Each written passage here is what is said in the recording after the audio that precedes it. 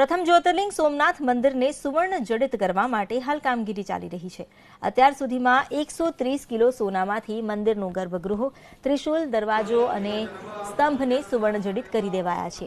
મંદિર પરના 1500 જેટલા કળશને પણ સુવર્ણ જડિત કરવા માટે નિર્ણય લેવાયો છે. ત્યારે લોકો પણ આ કામમાં ઉદાર હાથે ફાળો આપવા આગળ આવી રહ્યા છે. મંદિર ટ્રસ્ટને અત્યાર સુધીમાં 400 કળશ સુવર્ણ જડિત કરવા માટે દાન મળી ચૂક્યું છે. આજે યજમાન તરફથી 10 કળશની ઓનલાઈન વિડીયો કોલિંગથી પૂજા કરવામાં આવી. મંદિર પર હાલ 66 સુવર્ણ જડિત કળશ લાગી ચૂક્યા છે. કોઈપણ ભક્ત 1,11,000થી લઈ 11,51,000 રૂપિયાનું સુવર્ણ કળશ માટે દાન આપી શકે છે.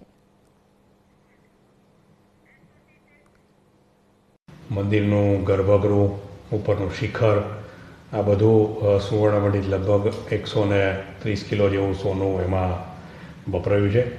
અને ત્યારબાદ સોમનાથ ટ્રસ્ટ દ્વારા મંદિરના જે કળશો છે 1500 જેટલા, એને ગોલ્ડ પ્લેટિંગ કરવાની યોજના મૂકવામાં આવી અને એમાં પણ શ્રદ્ધાળુઓનો મોટો પ્રતિસાદ મળ્યો છે. લોકોએ એમાં પણ દાન મળ્યું છે. લગભગ 350-400 જેટલા કળશો એમાં પણ નોંધાઈ ગયા છે. અને ખાસ કરીને ટ્રસ્ટ દ્વારા એ અર્પણ કરવાની વિધિ પણ શરૂ કરવામાં આવી છે. અત્યાર સુધીમાં લગભગ 66 કળશની પૂજા કરી યજમાનો દ્વારા અને મંદિર ઉપર લગાડવામાં આવ્યા છે આજ દિવસ સુધીમાં.